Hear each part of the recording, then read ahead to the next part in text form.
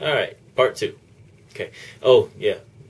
Before I forget, if I keep looking off to the camera, I'm sorry about that. Force habit. All right. Anyways, it said the part of the question is, did the sea become fresh, or rivers combine with the sea and become salty? These are kind of silly questions, you know. And I'm only saying that it's silly questions because I have the sincerest feeling that these are not sincere questions. These are questions meant to undermine the Bible and everything like that. Basically saying, oh, how can you explain this? You know, and it's... So, but I'm answering these questions to help y'all out in any way that I can. Right, did the sea become fresh, or rivers combine with sea and become salty? All right. Well, let's just imagine this, okay? There's land, and there's sea, there's rivers, all that stuff. The entire world is covered with water. All right? So, that obviously means that all of the water mixed together. All right? Brackish, they call it, correct? Okay. All right, so it became all mixed together. All right. Now, it says, it talks about the four corners of the earth, but we live on a globe, and surely if God created the heavens and the earth, he would have told everyone that to set the story straight. See, that's kind of hints at how this isn't a sincere Christian asking this question. Anyways, the four corners of the globe, of the earth. Four corners are more of a relative term. Okay? Such as east and west. Can you tell me where east and west is? You can tell me where north and south are, you know, North Pole, South Pole. But what about east and west? East is, you know, a relative term. There is no end to east. All right, east for me right here in Louisiana, east would be, you know, China. Okay, well, okay. East would be Australia. All right? If I were in Australia, east for me would be... Okay, if I were in China, east for me would be Louisiana. You know, I mean, it's a relative term. And people need to realize that. You know, it's kind of nitpicking about semantics and all that stuff, saying, well, you know what? The sun doesn't rise. We actually circle the globe. It's a relative term. Come on now. I mean, we actually circle the, you know, the sun and all that stuff. So the sun never rises. But do we say, well, tomorrow morning when the earth spins and rotates into the position to allow the sun to shine on our side of the world, we will go fishing? No, we say when the sun rises, we'll go fishing. All right? Quite simple. Made for our own simplicity, and, you know, it's a relative term. Just because the Bible mentions four corners of the earth does not mean that God was saying the world is flat. Okay? Has four corners. All right? No, he wasn't saying that. It was a relative term, which means, you know, direction. North, south, east, west, or whatever. All right. And would God have set the story straight? You know what? You got a point there. I think God should use a language that he knows to be true to communicate with us, instead of a language that we understand, right? That way he can, you know, that would be like Einstein. No, let's not use Einstein. Let's just use any smart person explaining physics to a 3-year-old, you know? And that 3-year-old should understand, right? No. Come on now. Be smart about this, you know? God uses terminology that we would understand, all right? He's not going to go ahead and say, look, I want to be in a relationship with you, but I'm not going to talk in a language that you understand, all right? No, he wants to be in a relationship with us, so he's going to say things that we understand. All right. says, what happened in the Andes almost 7 kilometers above sea level and Himalayas at 4.5 kilometers above sea level? I'm not quite sure what the question is asking there, but they were covered with water. Okay, the Sinai Peninsula is 2.5 kilometers above sea level at its highest peak, and so would have been well covered if the others were underwater. And so explain, where is the top of Mount Ararat in the world? I don't know. That's kind of nitpicking there. All right, let's look at Genesis chapter 8. Okay, it says, and God remembered Noah, and starting in verse 1.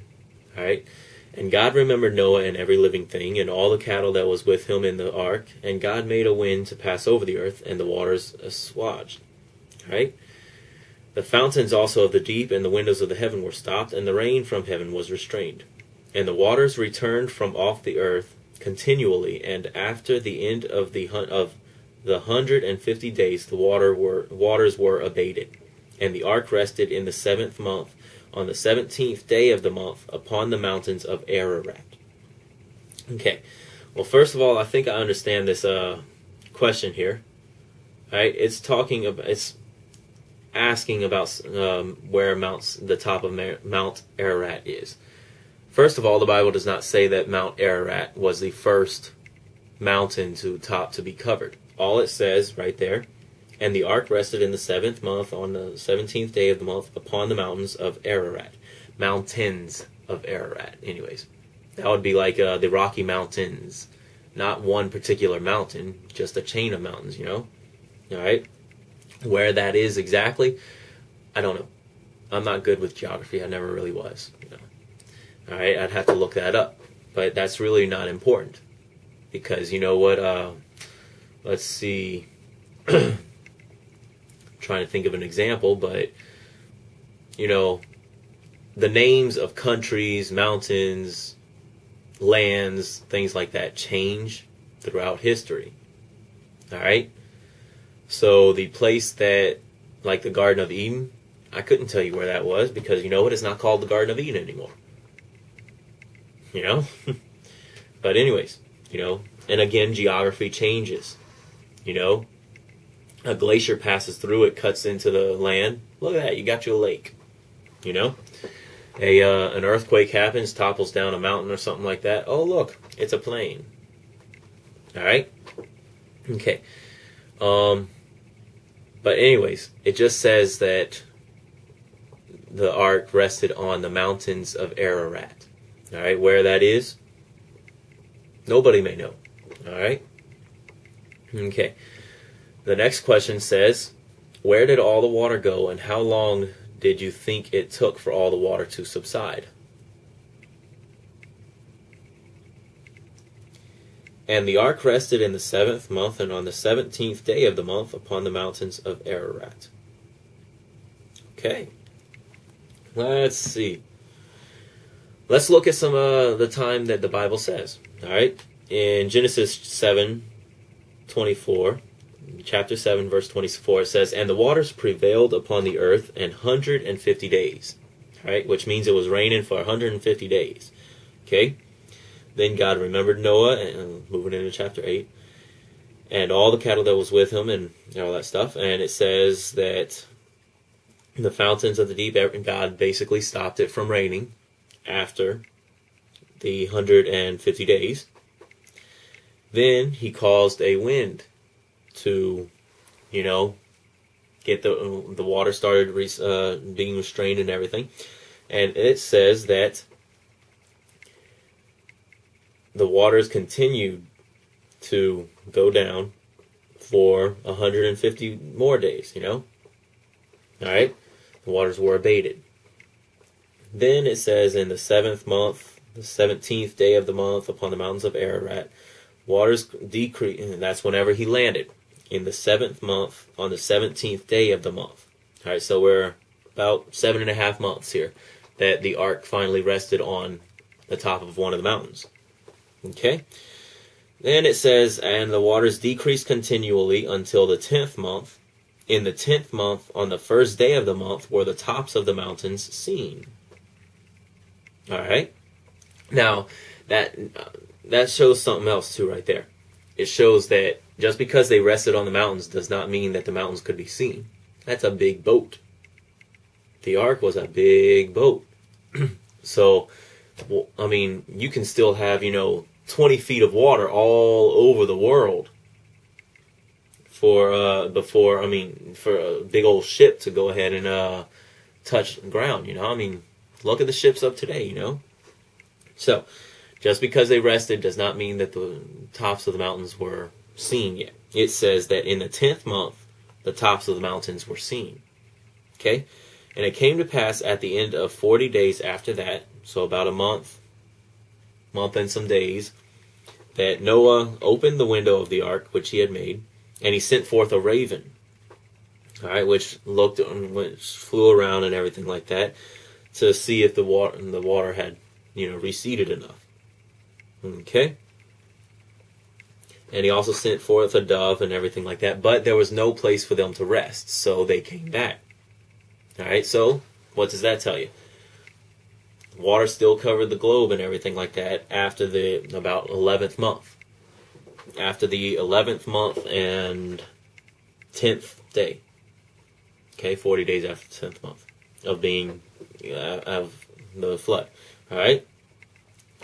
So found no rest, and so came back and he pulled her into the ark and everything like that, and he stayed yet another 7 days. So 7 days after that, and he sent the dove out. This time, the dove returns with an olive leaf.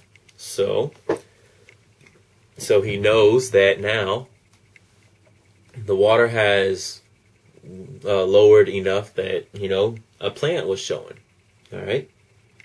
So, that is about 47 days, 47 days after the tops of the mountains were seen. Okay, the water's still lowering, but it's not all gone yet. All right? So it says he stayed another week, all right, another 7 days, and did it again. This time the dove did not come back. So therefore, it was showing that, there was enough water, gone that it was able to nest, okay, and find a place to land and stay. So it came to pass in the 601st year, in the first month and the first day of the month, that the waters were dried up from off the earth, and Noah removed the covering of the ark, and looked, and behold, the face of the ground was dry. All right. Now it says in the 601st year. All right. That's talking about the age of Noah. All right. Let's see where it shows.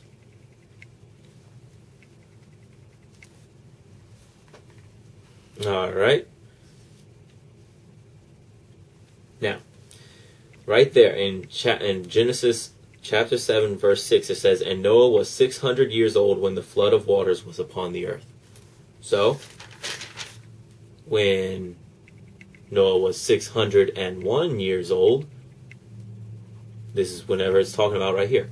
So far, a year and 1 month and the first day of the month.